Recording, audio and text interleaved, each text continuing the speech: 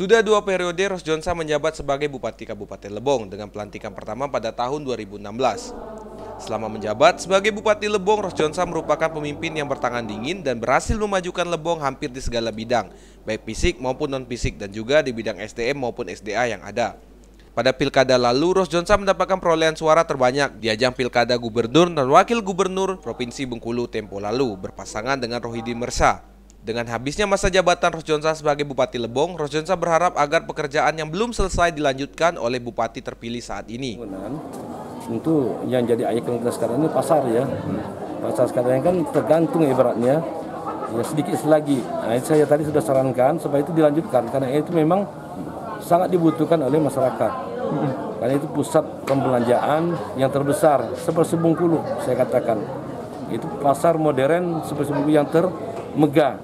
Oleh karena itu sayang kalau itu digantung, ya kan?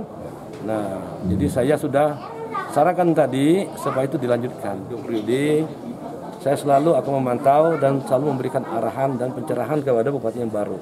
Bagaimanapun daerah kita jangan sampai mundur lagi seperti hal pemekaran dulu gitu, awal-awal dulu. Nah, kita tidak mau demikian.